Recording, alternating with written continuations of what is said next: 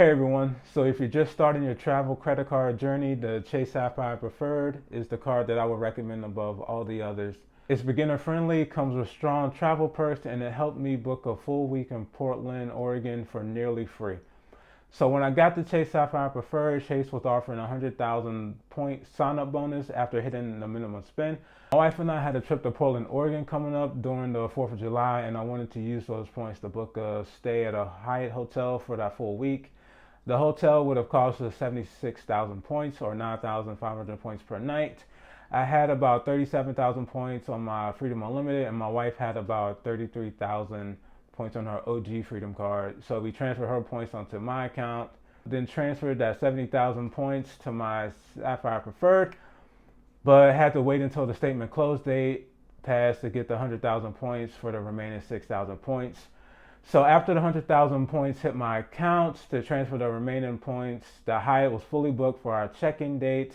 So this is where I had to get a little bit creative here. So we booked the Hyatt stay starting the day after we arrived for 66,500 points and had to book a separate hotel for that first night, which cost about $127 out of pocket. But this is where the Sapphire Preferred came through. The card offers a $50 annual hotel credit when booking through the Chase travel portal. And that credit really helped out with the cost, so we only had to pay $77 out of pocket. So the next day we checked into our Hyatt hotel, and now I see why everyone's so big on the Hyatts. This was by far the nicest hotel that either one of us has been in.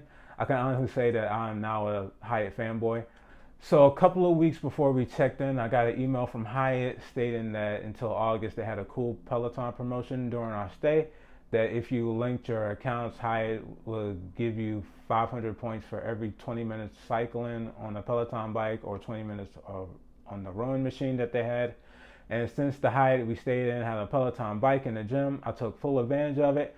I created a Peloton account the day we got to Portland, linked that account to my Hyatt account, and earned an easy 4,000 Hyatt points just for riding the bike 20 minutes during our stay there. Easy value, just another way to chase points stretched even further. Okay, so now let's talk about what this card earns. This card earns 3x on dining, and that includes delivery and takeout, 2x on travel, and that includes things such as parking, tolls, and even rideshare apps, and 1x on everything else. Plus, this card comes with no foreign transaction fees and primary rental car insurance, access to Chase transfer partners such as Hyatt, United, JetBlue, and Singapore Airlines, and it also comes with trip delay reimbursement, meaning if your trip is delayed more than 12 hours or requires an overnight stay, your expenses are covered, such as food and lodging, up to $500. And my wife can tell you before that whenever we had a flight and it was delayed, I would get so upset. But for this flight, our trip was delayed a few hours, and I was just like, okay, no big deal. I was actually looking forward to our flight being delayed even longer. So is the Chase Sapphire Preferred the best card for beginners looking to travel? In my honest opinion, I would think so. The earning structure is very simple, and the benefits are real, and the transfer partners, especially Hyatt, make your points go a lot further. Just don't wait until the last minute to transfer your points like I did.